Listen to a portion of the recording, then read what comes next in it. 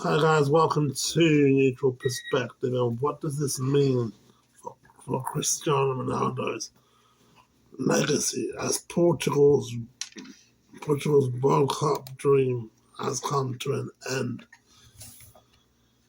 I don't think that it will be tarnished. I don't think that Ronaldo, even though if Ronaldo doesn't win the World Cup in the future, I don't think it would damage his career. I mean, look at what Ronaldo's done. He's won trophies wherever he goes. He wins trophies. He started in Lisbon, won trophy. He went to Manchester United, became an elite player, won trophies. Went to Real Madrid, won trophies.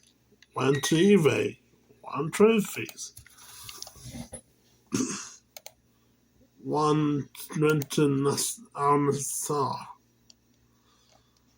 won trophies. I don't think that he just because he lost the World Cup, it means that it's over for him. I don't think that. Yeah, he always had to compete with Messi. I don't think that it will be one of those things where it would damage his career because I'm not gonna. He's not gonna like. I think it's gonna be a regret. I don't think that it's gonna be a massive regret to not win the World Cup because even though he's in the World Cup, he'll always be an idol for Portugal. He'll always be loved by so many people. People would still look up to him, and he's an amazing player. But you don't have to always be like. I mean, the World Cup, you don't have to always be the best. I mean, you can be a winner, you can be a loser, but that's how football is. You can't always win every game. Both Spain and Portugal had good opportunities. Both Spain and Portugal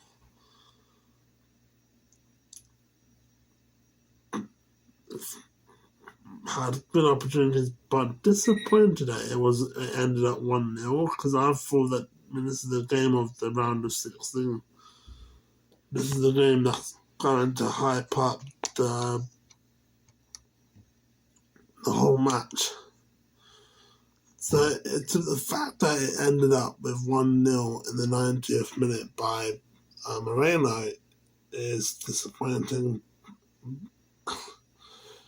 But I must say that the players like Fernandes and Leao, I did criticise them for having a shit performance in the last World Cup match against Croatia. And I mean, I am right. I was right about Leao and Fernandes having a poor performance. So I'm not gonna say no, I was wrong. But again, I think both had good opportunities. You had the Oyarzabal's chance. What Portugal's wrong with is that they have 1, 2, 3, 4, and they're allowing the ball to go in.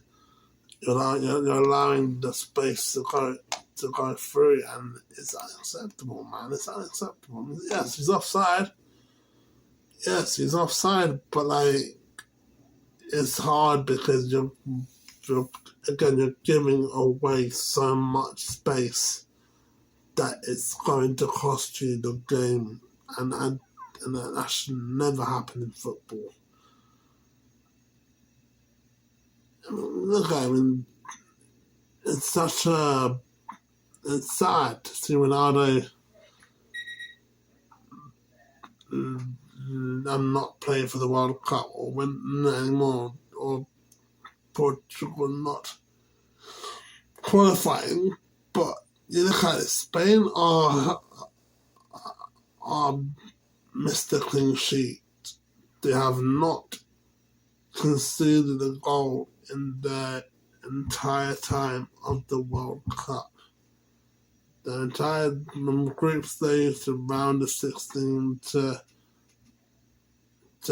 right now to round of 32, they haven't conceded a goal, which I didn't even realise. But I've been off Spain. That is a good. Looking at it that way, Portugal scored a last-minute goal against Croatia, but again, that should be a worrying fact that Spain have not conceded a goal in the World Cup. But massive credit to Spain. I think that it's because Spain shows the future of football, and how the future of football is projected, like using young players like Yamal, Pedri, Gavi, and that's why they're getting better and stronger. That's why Simon, is being pushed to the limit. Good player by Simon. The goalie is a good goalie, and look at it.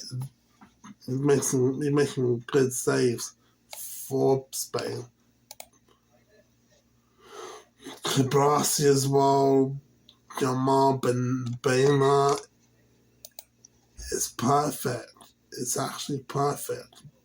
With Portugal, it's mixed. Like yeah, Ronaldo's the oldest player in the pitch, but you do have mixed quality. But there's nothing wrong with old versus new. There's nothing wrong with like players being old and new, but the fact that it's because this is what Spain's project is about. That's how they became who they are. And you look at the same thing with France. France's project. Barcola, Doué, and Mbappe, the team's getting strong because of the project that's being produced. And I think a lot of teams, you should learn about that. I think in the second half, it wasn't interesting as the first half was given. It wasn't something to mesmerizing. It was poor. It wasn't right. It was just boring. It wasn't like quick. It was going to be a slow game. Both had good chances, but like need to do something to get the momentum up, and that's what Portugal didn't do.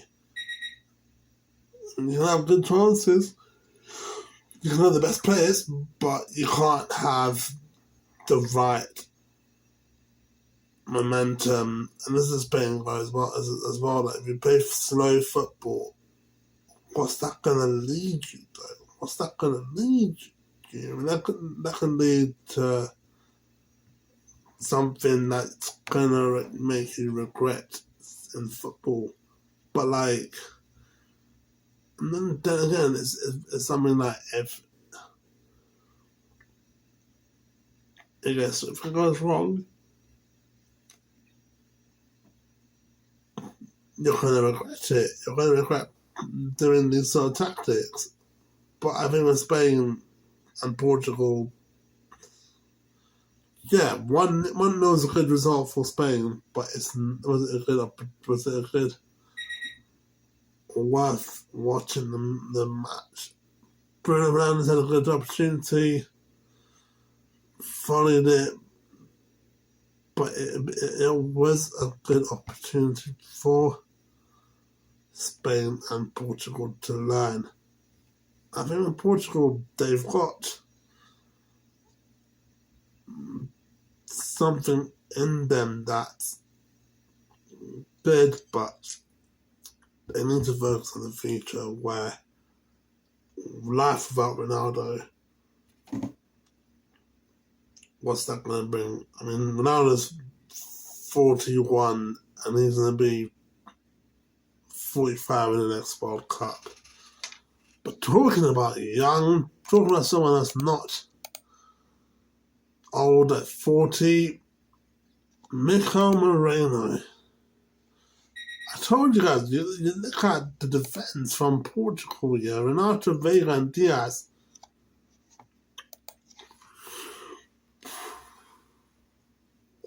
Why?